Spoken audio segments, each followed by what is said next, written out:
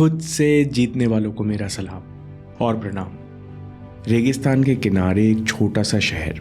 इस शहर का लड़का पहली बार अकेले 100 ऊँटों का काफिला लेकर लंबी यात्रा पर निकला। इससे पहले लड़का पिताजी के साथ रेगिस्तान के उस पार जाया करता जहां वे ऊँटों को अच्छे दाम पर बेचा करते। लेकिन इस बार लड़के पर बड़ी जिम्मेदारी थी, क्योंकि अगर एक भी ऊँट खोया तो उसे बड़ा नुकसान उठाना पड़ेगा और पिताजी के सामने बड़ी शर्मिंदगी होगी। यात्रा शुरू हुई। लड़का बहुत सावधानी से आगे बढ़ रहा था, क्योंकि रेगिस्तान में अक्सर तूफान आया करते। दोस्तों, जब हम ज़्यादा सावधानी बरतते हैं, ज़्यादा टेंशन लेते हैं, तो गलती ज़रूर कर बैठते हैं। लड़का भी मौसम का सही अनुमान नहीं लगा सका और बीच यात्रा में उसका काफिला बड़े तूफान में घिर गया। तूफान थमने पर लड़के ने जैसे तैसे काफिला संभाला, पर तब तक उसका कुछ सामान खो गया।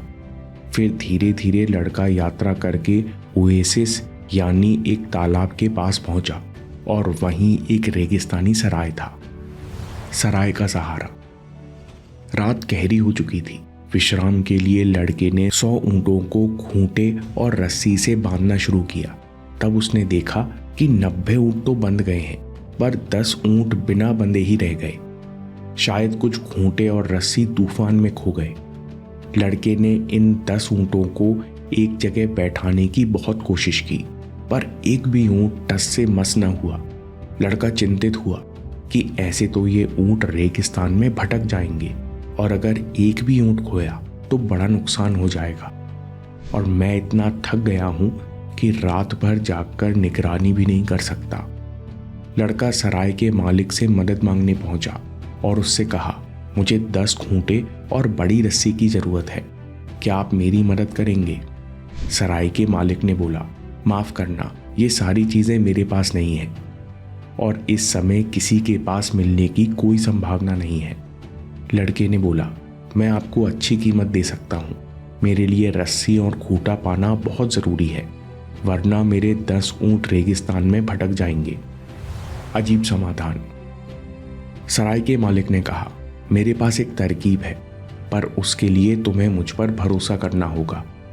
गहरी रात और बीच रेगिस्तान में लड़के के पास और कोई चारा नहीं था। लड़के ने तुरंत जवाब दिया, आप जैसा कहेंगे मैं वैसा ही करूंगा। व्यक्ति ने बताया, बेटा, मैंने ये बात जीवन के गहरे अनुभव से सीखी है, जो मैं तुम्हें बताता हूं। तुम एक काम करो, उन 10 ऊँटों के सामने खूंटा गाड़ने का दिखावा करो। फिर तुम हर दिन की तरह ऊँटों के गले में झूठी रस्सी बांधने की एक्टिंग करो और पीठ ठोककर उन्हें बैठने का आदेश दो। लड़का समझदार था, उसने वैसा ही किया। जमीन में खूंटे गाड़ने की आवाज की और ऊँटों के गले में रस्सी फेर दी। फिर सभी ऊँट अपने आप बैठ गए और लड़का भी निश्चिंत होकर सो गया। जब सुबह नींद से जागा तो लड़का बहुत खुश हुआ, क्योंकि 10 के 10 ऊँट अपनी जगह पर मौजूद थे। लेकिन अब एक नई समस्या सामने आ गई। लड़का दोबारा सराय मालिक के पास पहुंचा और बोला, आपने ये क्या जादू कर दिया? 90 ऊँट मेरे साथ चलने को तैयार है, लेकिन वो 10 ऊँट जिन्हें मैंने बांधा ही नहीं था, वो अपनी जगह बैठे हुए हैं। मैंने बहुत धक्के दिए, फिर भी वो अपनी जगह से हिलने को तैयार नहीं है। तब सराय के मालिक ने बोला, बेटा, पहले तुम उनके गले से रस्सी खोल दो। लड़के ने कहा, मैंने तो असल में कोई रस्सी बांधी ही नहीं है। व्यक्ति ने हंसते हुए कहा, कई बार एक झूठ को दूसरे झूठ से काटना पड़ता है। तुमने जिस तरह रात में रस्सी बांधी थी, अब उसी तरह नकली रस्सी भी खोल दो। लड़के ने तुरंत जाकर ऊँटों के सामने रस्सी खोलने की एक्टिंग की। जैसे ही थपथपाया, वैसे ही 10 के 10 ऊँट चलने के लिए खड़े हो गए। दोस्तों, कहानी में ऊँट है हमारा मन, खूंटा नेगेटिव बिलीफ सिस्टम और रस्सी है सीमित नजरिया। अतीत का खूंटा नेगेटिव बिलीफ सिस्टम। जैसे ऊँट अपने गले में बंधी नकली रस्सी को खूंटा मानकर बैठे रहे, वैसे ही हम पास्ट में हुई घटनाओं और मुश्किलों के कारण नकारात्मक विश्वास पर यकीन कर लेते हैं और जिंदगी भर नहीं छोड़ते। जैसे कितनी बार अपने सपनों के बारे में सोचते ही डाउट होने लगता है, नहीं, मेरे लिए ये करना असंभव है, मेरे पास इतनी काबिलियत नहीं है, मेरी तो किस्मत ही खराब है, और ऊंट की तरह ही हम बैठे रह जाते हैं। सीमित नजरिए की रस्सी तोड़ो। नेगेटिव बिलीफ का जहर हमारी हर कोशिश, हर विचार को छोटा बना देता है। हमें मुश्किल और कमी के अलावा कुछ नजर नहीं आता। ये नजरिया है नकली रस्सी जो हमें पल पल महसूस होता है। दोस्तों, अब समझने वाली बात यह है कि ऊंटों का फंडा निकालने के लिए तो मालिक था, लेकिन हम तो खुद अपने मालिक हैं। हमें ही खुद नेगेटिव बिलीफ सिस्टम से बाहर निकलना है। स्टेप 1, बदलाव का पहला कदम। सबसे पहले तय करो, मुझे बेहतर होना है। मुझे किसी भी कीमत पर नेगेटिव साइकिल से बाहर निकलना है। सोचो, क्या मैं ऊंटों की तरह खुद को कमजोर मानकर जीवन भर एक भ्रम में फंसा रहूंगा, या तब तक कोशिश करूंगा जब तक मैं जीवित हूं? आपको पूरी ईमानदारी से तय करना है कि मैं कमजोर जीवन नहीं जीऊंगा। अपनी सीमाओं को हर दिन चुनौती दूंगा और इसके लिए हर कीमत चुकाने को तैयार हूं।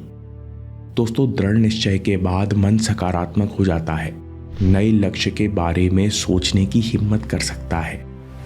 स्टेप 2, सकारात्मक मन में नए लक्ष्य का बीज लगाओ।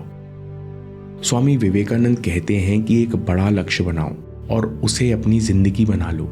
उसी के हिसाब से चलो, उसी के हिसाब से सोचो। उसी तरह आज ही लक्ष्य तय करो, उसका एक छोटा हिस्सा तय करो जो आप अगले 7 दिन में पूरा करोगे। जैसे आप तय कर सकते हो कि मैं हर दिन सुबह उठकर ध्यान करूंगा और 2 घंटा पूरे फोकस से काम करूंगा। अगर पूरे फोकस से इतना भी नहीं कर सकता तो मैं अपने जीवन और लक्ष्य के प्रति सीरियस हूं ही नहीं। स्टेप 3, हर दिन शुरू करो और ब्रेक्स की चिंता मत करो। सबकॉन्शियस माइंड में बने पैटर्न्स यानी नेगेटिव बिलीफ सिस्टम बार बार रेपिटेशन से बदलते हैं, इसलिए कभी कभी पुरानी आदतें हावी हो जाएंगी। इनकी बिल्कुल चिंता मत करो। जैसे ही सतर्क हो जाओ कि पुराना टेप चल रहा है, वैसे ही दोबारा शुरुआत करो। आप जितनी बार खुद को अच्छे और बेहतर आदतों में लगाओगे, उतनी बार पुराने नेगेटिव बिलीफ सिस्टम कमजोर होते जाएंगे। स्टेप 4, पॉजिटिव बिलीफ का हर दिन अभ्यास करो। स्वामी विवेकानंद कहते हैं कि तुम्हारे विचार ही तुम्हारी दुनिया है। तुम अपने विचार बदलकर अपना जीवन बदल सकते हो। इसलिए आज से हर समस्या को नया अवसर मानो। खुद से पूछो, मैं इससे क्या सीख सकता हूँ। हर दिन ग्रैटिट्यूड लिखना शुरू करो। हर दिन खुद को याद दिलाओ कि मैं अपने गोल को पाने में पूरी तरह सक्षम हूँ। मैं नया लक्ष्य पाकर रहूँगा। मुझे अपने सपनों पर, अपनी मेहनत पर पूरा विश्वास है। मैं जो सोचता हूँ उसे पूरा करता जा रहा हूँ। मेरी पर्सनैलिटी में पॉजिटिविटी और कॉन्फिडेंस आ गया है। इस प्रकार सकारात्मक शब्द, एक्शन और भावनाएं आपके अंदर पॉजिटिव बिलीफ सिस्टम रोपित कर देंगे। दोस्तों, समरी में 4 स्टेप्स। स्टेप 1, तय करो, मुझे किसी भी कीमत पर बेहतर होना है। नेगेटिव साइकिल से बाहर निकलना है। स्टेप 2, सकारात्मक मन में नए लक्ष्य का बीज लगाओ। स्टेप 3, हर दिन शुरू करो, ब्रेक्स की चिंता मत करो। स्टेप 4, पॉजिटिव बिलीफ का हर दिन अभ्यास करो। दोस्तों, आलस असल में तामसिक ऊर्जा का असंतुलन है। इस एनर्जी को बैलेंस करके आप शरीर और मन की आदतें हमेशा के लिए बदल सकते हो। कैसे? अगले वीडियो को अभी देखिए या बाद के लिए सेव कर लीजिए। आपके समय से कोई वीडियो, कोई ऐप, कोई न्यूज़ कीमती नहीं है। मैं काम के किस्से लाता रहूंगा। हम जीतेंगे।